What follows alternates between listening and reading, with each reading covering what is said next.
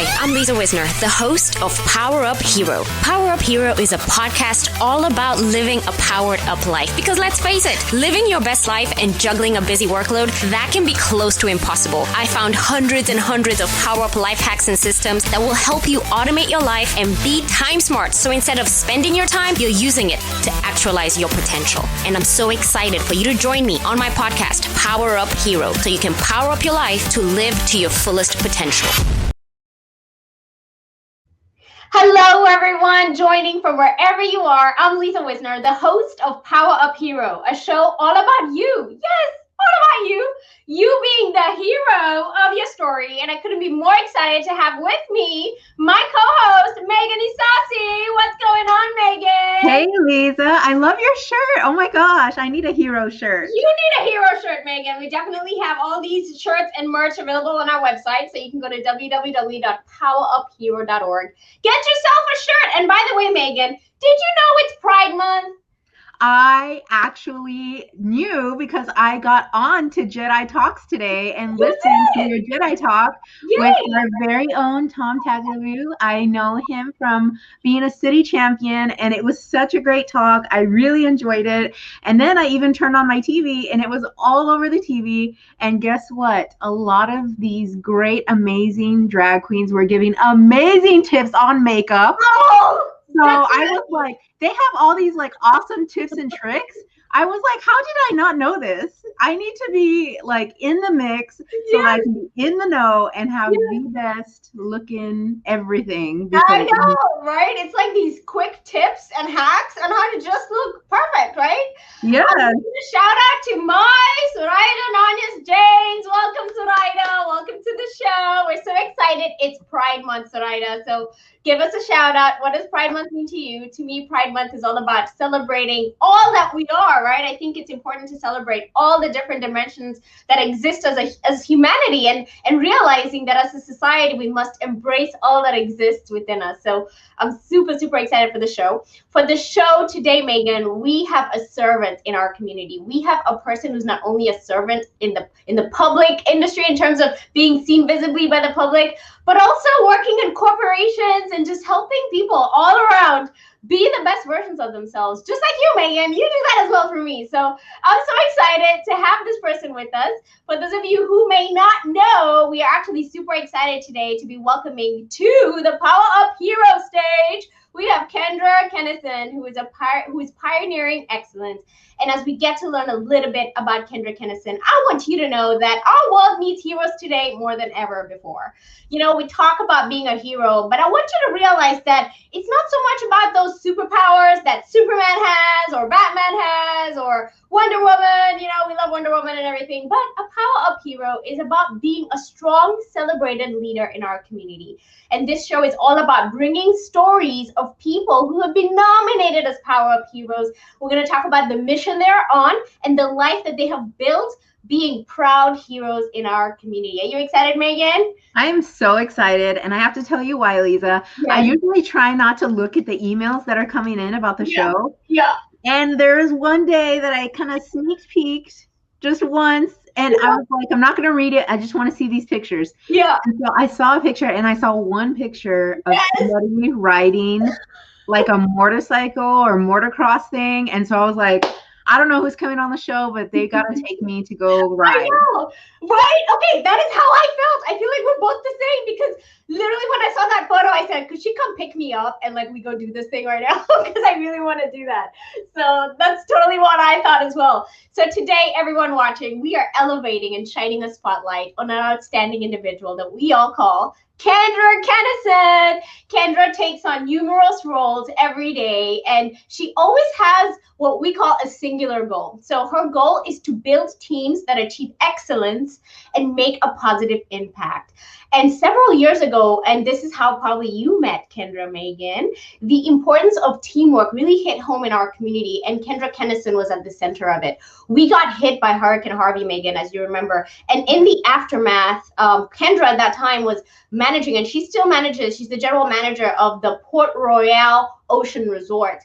And when they were hit by this Category 4 hurricane, the lessons of being a leader and bringing teamwork to the forefront were really exercised in terms of how having a place to practice, right? It's like sometimes you learn all these lessons and where do you get to put in the hard lift? And so she did the heavy lift in that opportunity because she did so much amazing work to bring that resort back to life. And personally, I feel like that lengthy recovery process is probably part of the strength that Kendra has today. Now, Kendra still serves as the executive general manager for Port Royal, primarily concentrating on litigation and financial projects. But most recently, Kendra has also accepted the CEO role at Allocations, where she focuses on building the teams and systems to support their fast-paced growth. So she's also developed a program which I absolutely actually started to learn more about Kendra through her habit coaching. I used to call her my habit chef. Like, you know, when you're cooking in the kitchen and you're putting recipes together. So she had this podcast that she would run. And I remember when it was in my car, I couldn't wait for the next episode of Habit Chef so I could learn how to like hack my habits, right? So Kendra actually developed curriculum for Coach.me, and they have a habit coach certification program that several cohorts have actually gone through. And Kendra also serves our community as the board of directors for Navy Army Community Credit Union, and is on the advisory board for the College of Business at Texas A&M University-Corpus Christi. Go Islanders! I am a proud alumni, so go Islanders. And while she's not reading, writing, or collaborating with her teams, Kendra enjoys her collection of motorcycles and tries to experience several new racetracks every year. She lives right here with us in Corpus Christi, Texas, with her daughter and granddaughter. And so with that, without any further ado, and all that filler words that I just filled in, Megan, just mentioned we do not say it without any further ado. That was a no-no. We welcome to you our PowerUp Hero of Excellence, Kendra Kinnison. Welcome, Kendra. Hi there. Oh, we're so excited you're here. Wow, excited to be here. That's got to be I think the best introduction I've ever had. So thank you so much. Well, we cannot wait to celebrate you. We have so many other people waiting in the wings to celebrate you. So Raida is saying, embracing and celebrating the amazing Kendra Kinnison. And we feel exactly how you feel, Zoraida. So thank you for joining us on the show. So we're celebrating you. We just want to thank you so much, Kendra. You've done a lot in our community. You are a role model. I watch you, and not only do I watch you in the business sense in terms of the work that you do with the teams that you serve, but also on a personal level. You are a fearless woman, and you're just like everything. And so I feel like you have the full spectrum of a full human life. So I thank you so much for being a hero in our community. Thank you. Yeah. So we'll go ahead and get started just briefly, just telling people like who you are, right? I know I give a little bit of an intro, but tell us, who are you? Who do you believe you are in service to the world? You know, I think I'm a teammate first and foremost. I think in everything that I do, there's a team element to it, whether it's, you know, family or work or motorcycle racing. And so I think first and foremost, I strive to be somebody that adds value to every team that I'm on and helps us to do bigger things together than we could do separately. I love that. I like how you just said that so succinctly. I am a teammate. So you lead teams and you are part of those teams. So you talked about teams not only just being family, but you know, we know that you lead teams in your work. What type of teams do you work with in your work? Like, are you leading?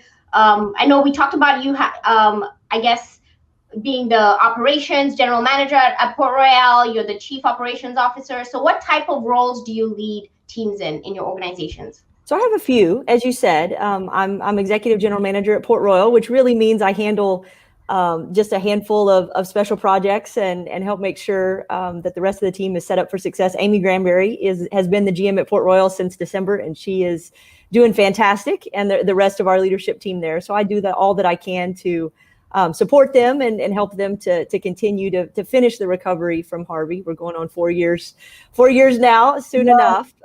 So still involved in that and very passionate about making sure we complete that journey.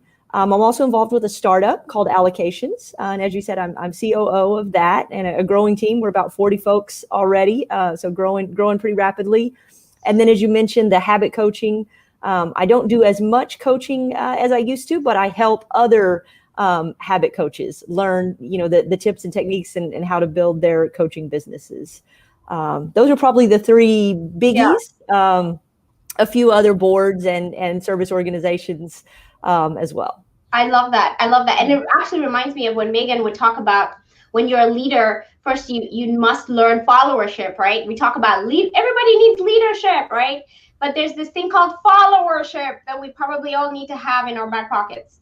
So I think now we can tag on teammateness. I've coined a term there. But so tell us a little bit about how you got started in the career that you're in. So we know that you have an MBA and you're a CPA. So tell us about your journey growing up. How did you get into liking this type of work? That's a great question. I had an incredible teacher in high school, a few of them, but a couple stand out. Miss Baker, I want to say it was probably 10th or 11th grade. And she taught accounting, and she convinced me to compete, probably the nerdiest thing ever, UIL in accounting, right? That's got to be right up there, nerd level, pretty high. But she convinced me to compete in high school in UIL in accounting. And probably what sealed the deal is when we got to go to a tournament somewhere, I got to ride in her Lexus. And as like a 13 or 14-year-old kid, getting to ride in your teacher's Lexus, I figured she had something figured out. And she was just a really neat lady. And so I kind of from that moment forward thought, well, I guess it's going to be accounting. And so did my undergrad in accounting, got the MBA, as you said, and started in public accounting, in kind of traditional public accounting firms, several great firms here in Corpus Christi, and then started a company that did accounting and technology with Gracie Martin. They're still around, Ensemble Group, thriving and doing great. But Gracie and I started Ensemble Group, had to be 2000-ish. I might be off a year or two, but it's been a long time. And we combined accounting and technology, and had some fun projects over the years. And then I went to work for a larger client, Doyle's, that was in the oil and gas industry, originally headquartered in Corpus Christi, and grew to the Houston area and some other locations. And traveled a lot for that.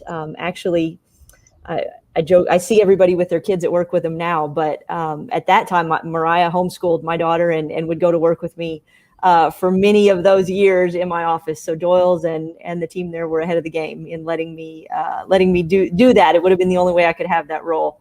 So that was a lot of fun.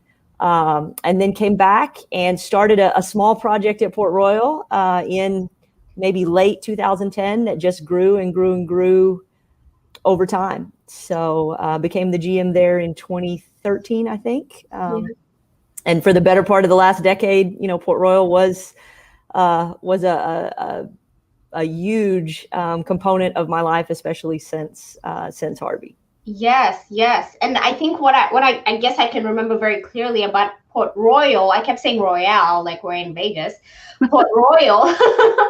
I remember very clearly is that when Hurricane Harvey hit, you were actually probably the only company, if I can say that boldly, that didn't let go of their employees. You actually put your employees through some sort of an education program. They had to earn their passport stamps or something. I can't remember what it was. You've got a great memory. Yeah, we did. We had, and we're in federal court on this, so I can't say a whole lot about it with our insurance company, but we had purchased insurance, business interruption insurance that included payroll because, we're in a very remote location. We've got folks with a lot of specialized skills. We knew that if you let folks go, it'd be tough to get folks with those skills back. And so that was the plan all along, from the owners to the board to the management team.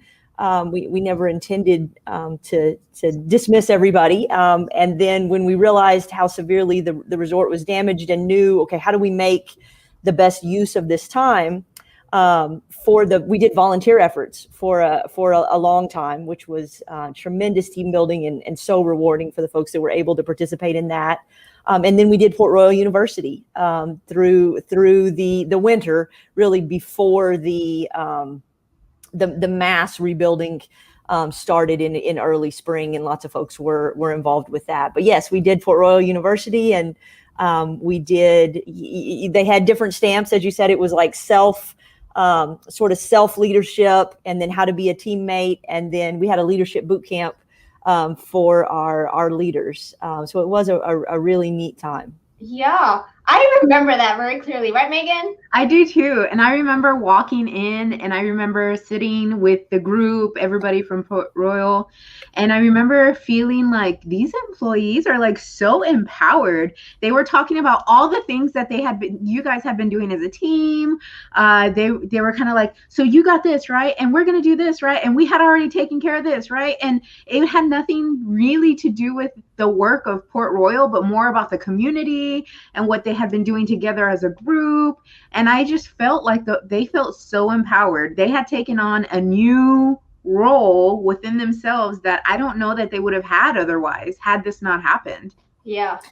It's an incredible team, and so many people flourished and really used that time well. I think and crisis affects us all differently and different at different times. So I want to be careful to caveat that. I mean, we had 30% of our teammates that lost their homes, right? So obviously you're going to respond very differently if you lose your home or if your home is severely damaged to somebody that lived in Corpus Christi and, it rained hard. And that was really all of the impact that, I'm being a little bit extreme, but the difference in just a few miles was significant in our area. You turned on a 361 and it was like a whole nother world had happened out there.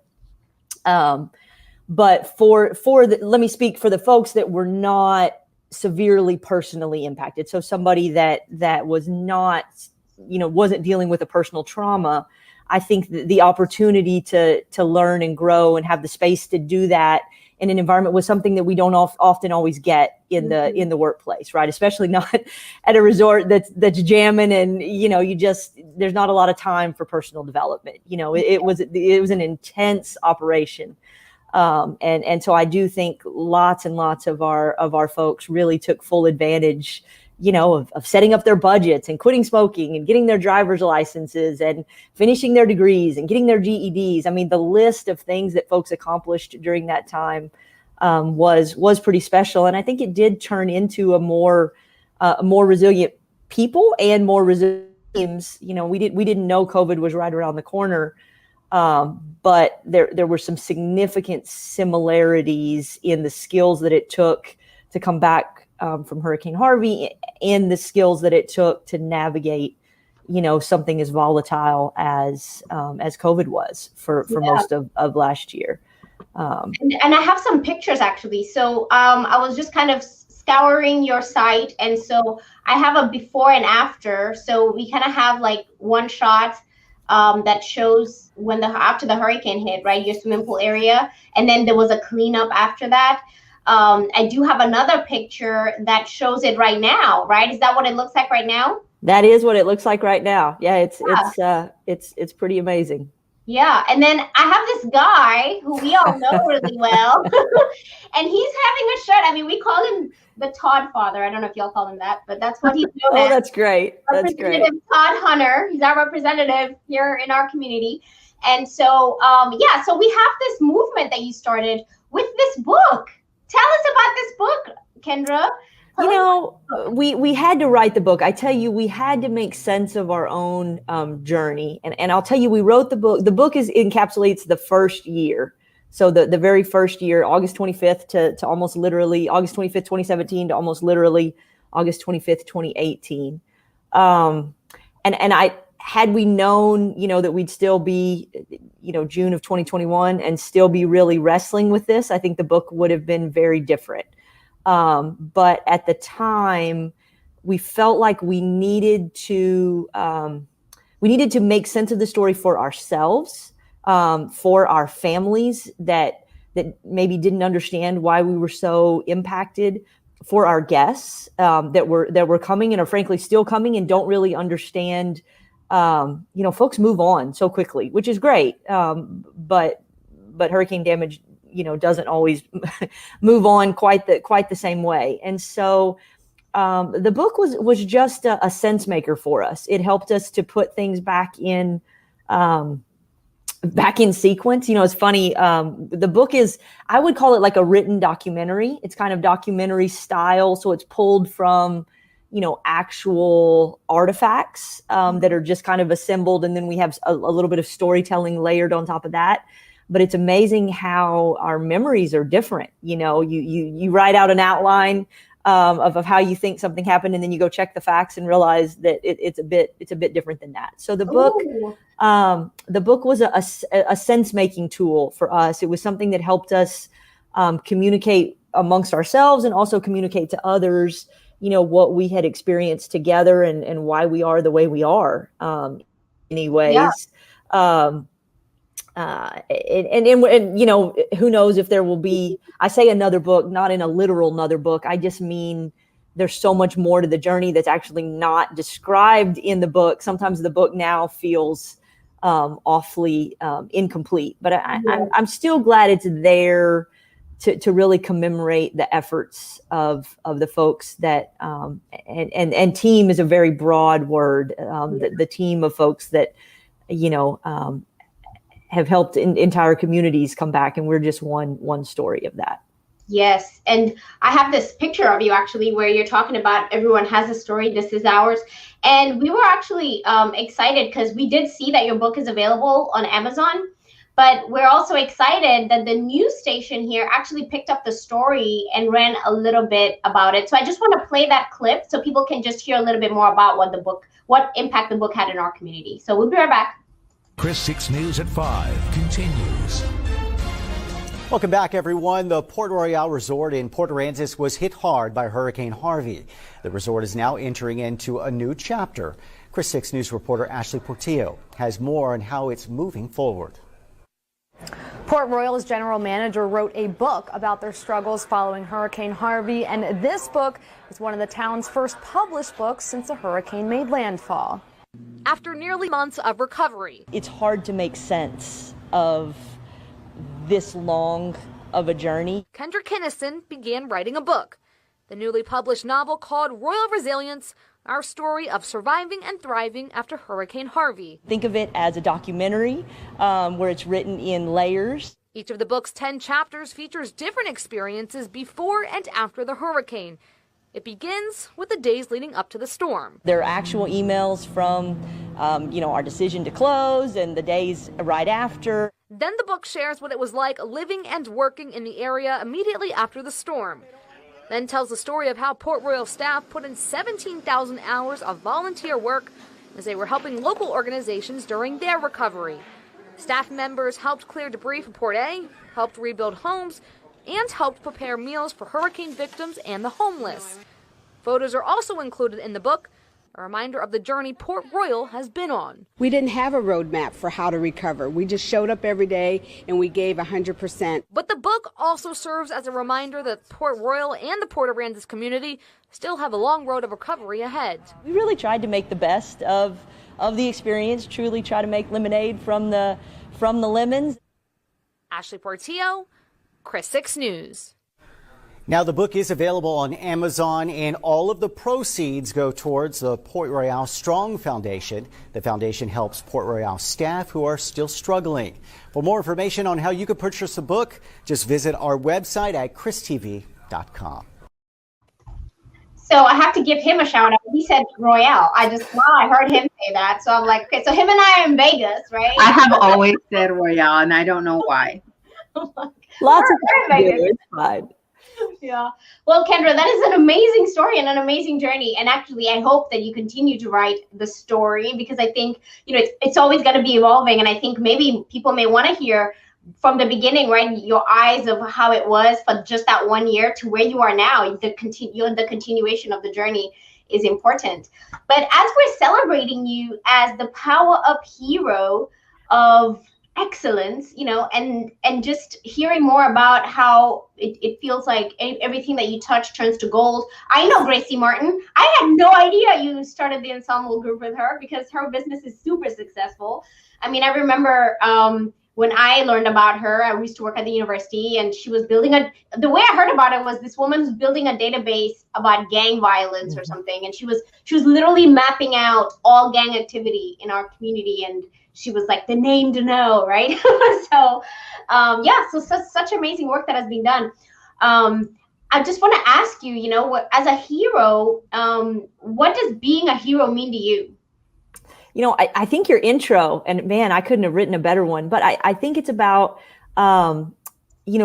embracing your gifts, using them for good, and also knowing sort of the weaknesses that and being responsible for the weaknesses or challenges that come with your gifts as well. I love that. Yeah, I do too. And actually, to just piggyback off of that question, I want to know what you consider your superpowers to be. I know what I think your superpowers are because, first of all, you're an accountant, and all math people in the world are my heroes because I could not get along in life without people like you who love analyticalness and numbers and everything that is accounting. So I know that's one of your superpowers. And I know firsthand from having spent a little bit of time with the Port Royal team that you are an empowerer of people, because those employees were so empowered when I met with them, and they were so amazing. They were so excited to be doing what they were doing, even in the midst of this turmoil. So tell me, what do you think your superpowers are as a PowerUp hero? I think it's teamwork. Teamwork. Yeah. Tell us more. Well, I think, I think life is a team sport. My daughter would probably cringe as much as I tell her that. I think it's a lot more fun as a team sport, and you can get a lot more done. We talk about excellence or achieving big goals or whatever it might be. I think teamwork is the key to that. I think teamwork helps us celebrate diversity, helps us celebrate all the different strengths and perspectives of others. And utilize them, to create a better world in all kinds of different ways. It lets us be comfortable with our own strengths and weaknesses and know that a teammate has got offsetting strengths and weaknesses, and together we work well. So I think I've learned to be a good teammate, in some situations lead when that's helpful. I think I'm good at assembling teams. I've learned to do that as well, to, spot the ways, both from the people themselves, literally, who do you put on a team? And then the rhythm and cadence of how does that team interact? That can be particularly important. And with Allocations, it's 100% remote. So leading and organizing and building a 100% remote team is very different than, a team that pretty much lived and worked and played in the 25 acres of Port Royal. So extreme differences there, but both a part of building teams. And then I think you can think of family the same way. I don't know that I recognized it until much later in life, but I think a family can be thought of as a team as well, and it can really unlock a lot of neat things when we begin to think that way. I love that. It reminds me of Stephen Covey. So he wrote that book, The 7 Habits of Highly Effective People, and then quickly followed up with The 7 Habits of Highly Effective Families, and because it just fit, right? And so I love that. I love hearing that a lot of these principles of teamwork have to do with how we are as a community, whichever community you're in. It doesn't have to be just the workplace, but all those principles are universal, right? Yeah, and I think so. Another lesson I think I learned later in life is that it's okay to be ourselves in every environment, and be ourself, and not feel the need to put on masks or morph for different environments, right? I mean, we may change our clothes, or I think you guys have captured every hairstyle I've had in the last decade in all these all these pictures. But not to say that we can't change and evolve, or dress up or dress down or do that, but who we are, what we value, how we communicate. I think when we can be true to ourselves, that really unlocks some superpowers. When we don't feel like we have to be a different person we can be the same person at home that we are at work. And I really struggled with that. I don't know if anybody else ever did, but I certainly wrestled with, how do you show up? And so I think when I realized the similarities, that was a big unlock for me to just be comfortable, with who I was, and how I show up, and what I value, and how I navigate the world. Yeah. Oh my goodness. So there's a book. I'm trying to think of the book's name now. I just can't remember it. But there's a book by an amazing person. I will remember by the end of this, because y'all need to read this book. And the woman talks about instead of workplace. Oh, it's called Mindful. It's about being mindful. Oh, So I like it. It's a Harvard professor, and she's done all this research about being mindful.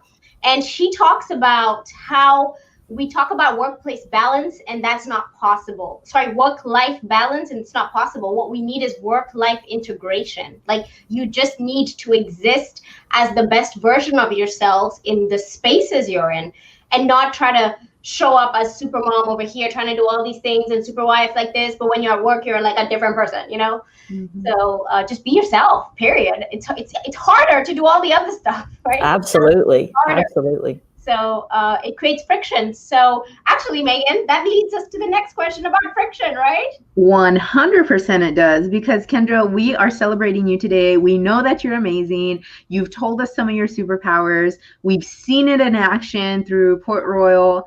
I mean, there's so many great things, but we need to know for the sake of knowing, because there are tough times that come. And we write these tips and tricks down from our PowerUp heroes because we save them for our tough times. So what are some of your weaknesses, or maybe some of the challenges of being a hero? You know, Superman has his kryptonite, and a lot of these other superheroes have their Achilles heel. What would you say some of yours are, and what are the things that help you get through those times? Whew. All right, we're going deep. There's no wiggle room in that question. Ouch. Okay, so I think I don't know if it's a weakness, it's just a reality. I am incredibly direct, and there's an intensity that is not always helpful. I don't know, I'm not gonna say it's right or it's wrong, it just is, and it's not always helpful to the situation.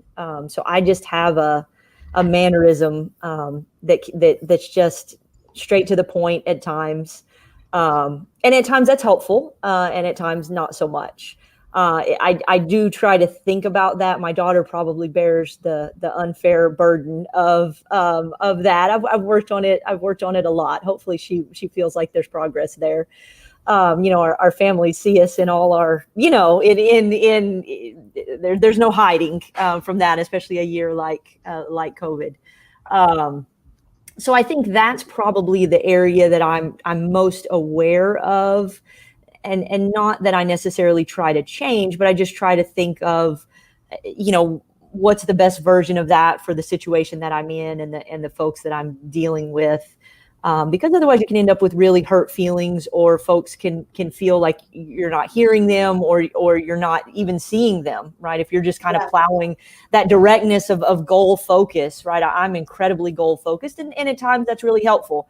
And at times it's not. It can make people feel overlooked or plowed over, or intense pressure, you know, that I have a team goal and somebody else could feel, you know, intense pressure about that, when the reality is I'm happy to revisit it and restructure it, but that's not always clear, you know, from my facial expressions, or I can be passionate when I'm speaking about something or working towards a goal. So that is, I think, my Achilles heel that ends up hurting people when I don't intend to.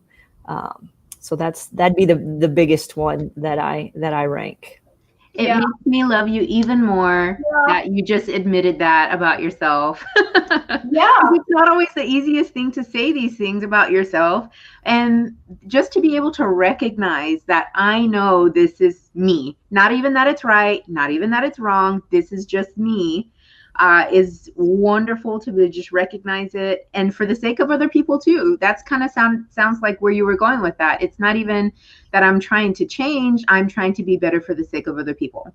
Mm-hmm. That is a hero. Yes. Yeah, that was, I literally have this book, like literally it's the Strengths Finder book, Megan. And I always have it in front of me. I don't know. I try to map out stuff, and I see you as command. I don't know if you've ever taken Strengths Finder, but you are describing a command, a person who is very much a command person. And if you're not familiar with StrengthsFinder, it's actually an opportunity for capitalizing on our strengths, knowing that sometimes what we may see as a weakness is a strength, right? So you have that as a strength, but on the flip side, right, the other side of it, it becomes a weakness when it's flexed, right, in a different way. But I like how it said in the very beginning, it says command leads you to take charge. And unlike some people, you feel no discomfort in imposing your views on others. And when you were explaining that, I was thinking exactly the point. You know, somebody asks a question, or there's work to be done. You have an answer. Like, what's the problem? I gave you your answer, right? And it's like, sometimes you got to be strategic about the way you're delivering, right? It's the delivery sometimes. So I think it's good that you know. Sometimes it's perfect that we know how we are, because depending on who the person is, I resonate very well with people who have command in their strengths. So I like a command person. Megan knows that. I have to work on being more, tell me more, you know? Okay, let's think about that for a little bit. And I was like, okay, we'll think about this for about an hour. Well, and I think the experiences we have can shape us. So I've taken StrengthsFinder, I've taken DISC, I've taken, I'm INTJ. I can't remember the what that is, but you know, they change over time. Yes. You know, based on the situations that we're involved in. I do not think I was nearly as extreme prior to the hurricane, or even the couple of years before the hurricane, when Port Royal was just blowing and going with projects and occupancy and, you know, business statistics. It was a hop in place, and there was an intensity to it that probably transformed me in the roles that we're in, I think, shape us. Yes. And Yes. so, you know, just to be mindful of that, making fast decisions and being so assertive, you know, yes, it can sometimes be helpful. And sometimes you need to take the time to hear other perspectives, you know, and force yourself to hear other perspectives before you make that decision, and knowing when to apply which, you know, is the tricky part. Yes. Oh my gosh. So you need to get this book. It's called Mindfulness, because it really is a great, the book is a resource in terms of being present. You know, we talk about our biases, our stereotypes, you know, we make our decisions based on what we see and our blind spots, right? We're not seeing everything, and what it feels like to remove that. And so it's this Harvard professor, and she has a whole team that works with her. And the book was actually the making of 30 years of research. So it's really, I feel like it's like a Covey type of book where it will stand the test of time. So I'm definitely saying a lot about that book that I can't remember. I will check it out. As you can see, there's no shortage. I'm a book fan. So. I can see for sure. Okay, so Megan, we are gonna jump right straight into the Fast 5 Finger Favorites. So Kendra Kinnison, we are putting you on the spot right now. We want to find out, what are your Fast 5 Finger Favorites? And so I'm going to ask everybody who's watching right now, if you have any favorites that Kendra is going to be sharing, share them in the chat so we can also know what your favorites are. But to get us started, Kendra, we want to know from you, as our PowerUp Hero of Excellence, what is your favorite book? Ooh, this is a tough one. And I'm going to say right now, it's Daring Greatly by Brené Brown. Yes, Brené. I feel like she's like an exclamation mark. And like, there's so many. I mean, you know, Dare to Lead, Braving the Wilderness. I mean, there's so many, but I think Daring Greatly would top the list right now. I love it. I love it. I love it. Okay, next is, what is your favorite movie? Okay, so I'm going to cheat. I actually like the book better than the movie, but I like the movie too, and that's Hidden Figures. Hidden Figures? Oh my gosh, that is a good one. I want to watch that again now that you said there's a cable channel that shows it like once every 2 weeks. I've probably seen it like, and I don't even watch movies, but I love. Yeah. Well, the book is better than the movie, but I love the movie too. I think I've only seen the movie once, so I need to see it again. Oh, and you got to read the book. Yeah. Okay, so I got to get the book. Sometimes the books are better than movies, right? Yes, the movie leaves out a lot. Yeah. Okay. And so next, Fast 5 Finger Favorites. We're going to ask you the third question, which is, what is your favorite song or something to listen to? All right. I'm going to have to go with Alicia Keys' Girl on Fire. Oh my gosh. I love Alicia Keys. Who does not love some Alicia Keys? Girl on Fire. This girl is so... I'm not trying to sing the whole thing, but we love that song too. Thank you. And then we also have the fourth Fast 5 Finger Favorites is, what is your favorite quote or a phrase you like to say? Okay, I'm going to have to go with the one that's behind me. That's Dorothy Vaughan. I changed what I could, and what I couldn't, I endured. That has gotten me through a lot. And I don't know who said the other one, but the one about, if you want to go fast, go alone, but if you want to go far, go together. Yes. I hear that in my head a lot as well. Yeah, and I think that one it always says African proverb on the bottom of it. I don't know where, and Africa is huge, okay, y'all? So it's not, I want to know specifically which part of Africa did that come from, right? But yeah, definitely. I will look that one up for you, so I'll be able to let you know. That's another good one, right? Even when we do our TED Talks, Megan, we talk about how if you want to go fast, go alone. If you want to go far, go together. That's how we always start the TED Talks, because we believe that we go together, we are stronger, and we'll go further together. All right, so last question on the Fast 5 Finger Favorites, Kendra, is if you had the perfect day, if everything went as you planned, how would you wake up in the morning? How would you throw those covers off to have maximum energy in your day? So I actually try to do this, and I'm successful probably 80% of the time. I try to wake up without an alarm. Usually 7.5, 8 hours after I go to bed is pretty reliable. I try to do a mobility workout. I've learned as I've gotten a little older in years that mobility is it's just really important to the quality of life, and to counteract as much time as I spend sitting at a desk now. And then go for a run, on the bayfront is kind of my favorite thing. Catch the sunrise, come back. I usually do a meditation or reading, and then get organized for the day. I love that. Oh my goodness, Megan, that almost sounded like perfect, right? I know. I am so amazed, because I think you're the second person that said this, that they don't use an alarm, and I'm like, oh, I want to do it, but I can't. I have one set just in case, but it almost never goes off. I love sleep, and I will, if you let me, I will just sleep and sleep and sleep and sleep and sleep. Well, going through a hurricane, I went many months where I could not sleep. So I've had to work on. I've really had to work on sleep. Prior to it, I never had any problems, but a lot of challenges after the hurricane. All kinds of things related to sleep, and just physical things too. Like my heart rate for a long time wouldn't decrease, and so it just can create all sorts of problems. So I've really been intentional with getting to bed at a certain time and having a good wind down routine, and having a good wake up routine, because it just. I wasn't going to be functional without it. I remember the 1-year anniversary of Harvey. We were announcing the book, we were announcing the foundation, we were announcing all kinds of positive things. There were all kinds of dignitaries there, and I couldn't get out of bed that morning. My mom and grandmother were here; they were in town. And it took me 2 hours to get out of bed. And then I had, several panic attacks throughout the day. And that's not normally been my thing, but sometimes stress really can wreak havoc on our bodies. And I've spent a lot of time, trying to recover from that and put myself back together. And sleep is one of those things that I had to focus on. So I'm a bit fanatical about my sleep now. I kind of annoy everybody with how early I go to bed most nights, but I just have to. Yes, I love it. That's good. I'm glad that you know that, so you're working on it, because that sounds scary. Sounds super scary. Yeah, it's not a joke for folks that have, and it's only been off and on for me. I haven't, probably 2 or 3 months at a time is the worst that I've had it, and again, I can't imagine folks that had more significant trauma than what we've experienced, or prolonged stress, but it can be brutal. Yeah.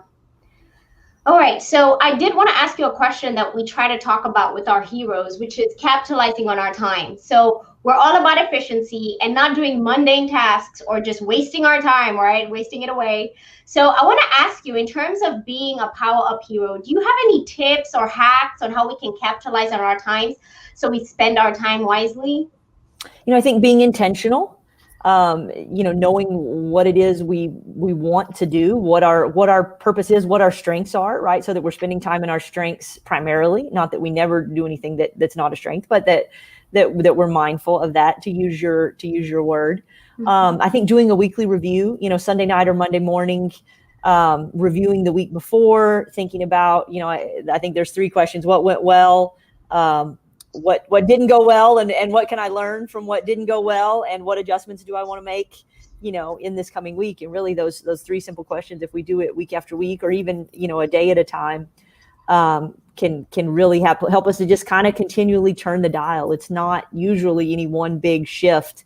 It's lots and lots of tiny little adjustments. So being reflective, being honest with ourselves, journaling if we need to, or keeping notes, or asking those around us for feedback when we're in a setting to actually receive that feedback, and we're in a calm place that we're ready to hear, whatever someone might say. And then thinking about each day and not just time, but energy, are there tasks, if you're a morning person, that you should probably do in the morning? If you're a night person, are there things you should probably do in the evening? And then thinking about your team, what are there things that you're doing that somebody on your team could do so much better? Why are we hanging on to tasks that we know we have folks on our team that could do better? And then taking the time to, turn those into a baton that can be handed off, right? So to describe the activity, describe what success looks like, and then hand it off and let somebody else run with it. So hopefully those are some ideas that might help. Yes. Oh, I love it. So automation, like pretty much, I guess, create a blueprint of what the work needs to be done and then hand it off. So almost like you make it and then you pass it on. It's like programming computers, right? It could. Yeah. Code the program, tell people what the end result needs to look like. These are the tools you have at your disposal. You got it.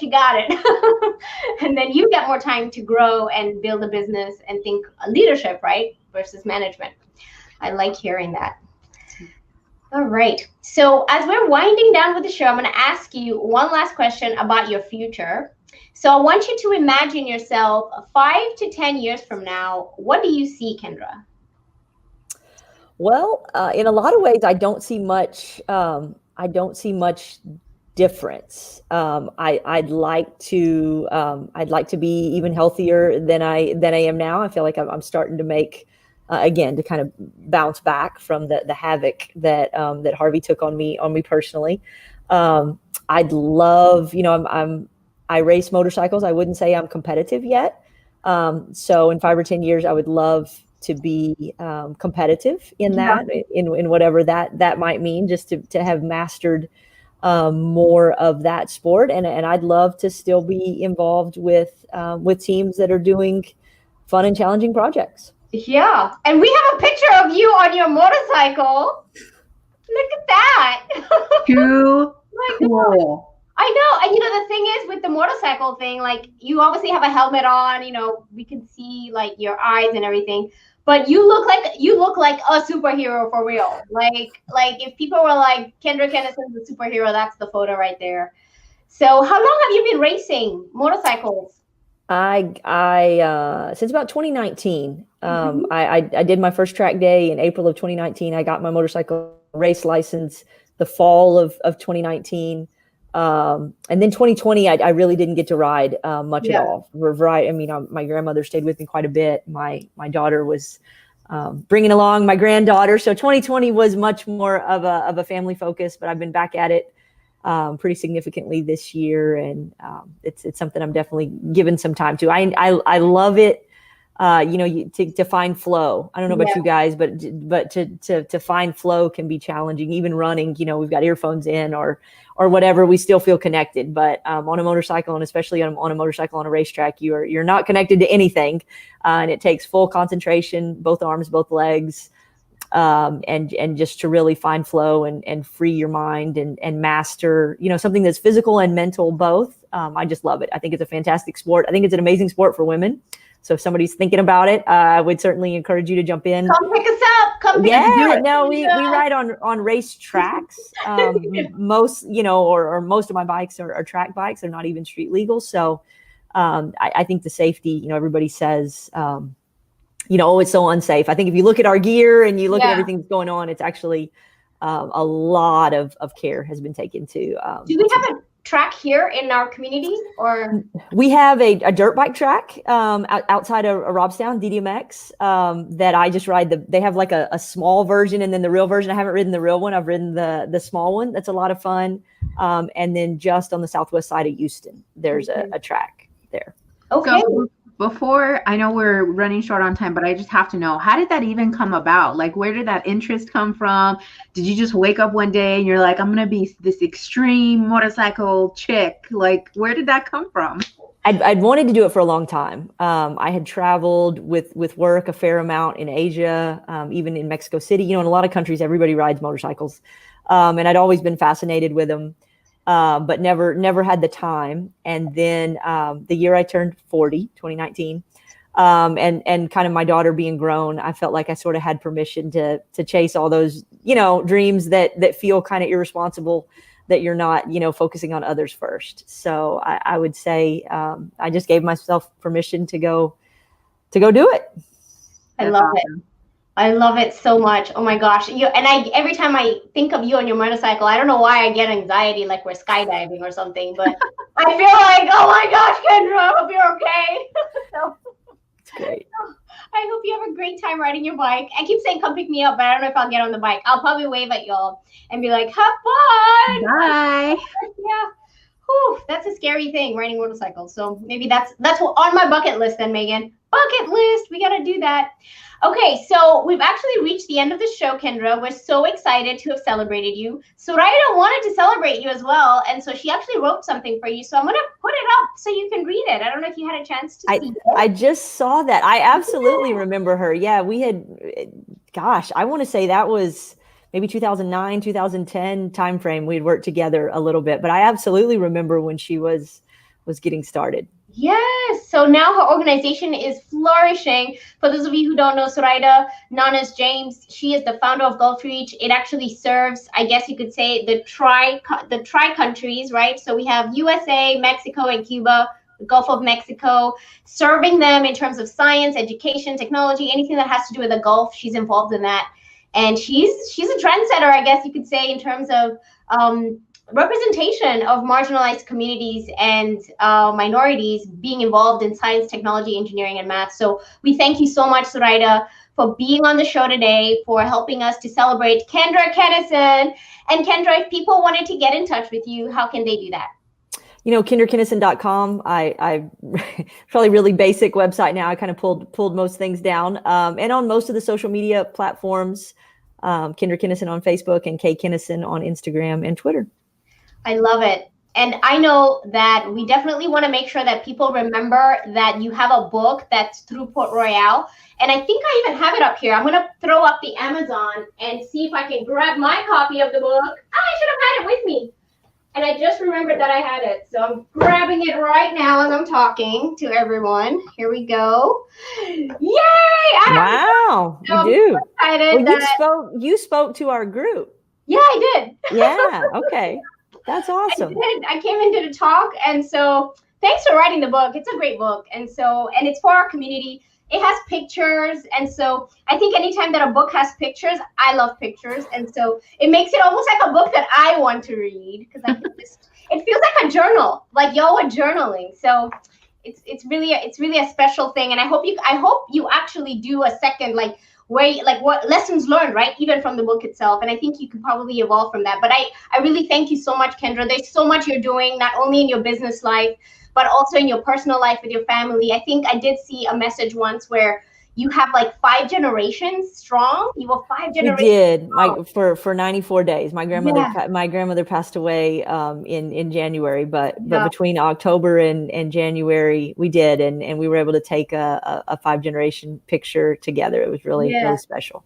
Yeah, I thought that's a full life, right? In my family, that's called generational wealth. Right. So I think here in America, when I heard generational wealth, it was like money, right? How much money you got? And it's like, no, how much legacy do you have access to? Those stories, those messages, those lessons. You don't have to start from scratch. All those stories make you who you are. And so I believe that in your legacy, Kendra, you're really lifting up the generations through your daughter, through your granddaughter. Thank you for everything that you do for us. Thank you. This has been a lot of fun. Yes. Thanks. Bye. Megan. Kendra. Oh my God. Can you believe I forgot that I had her book? Here was I talking about the book, and then I thought, I have it in my bookshelf back there. So glad that I remembered.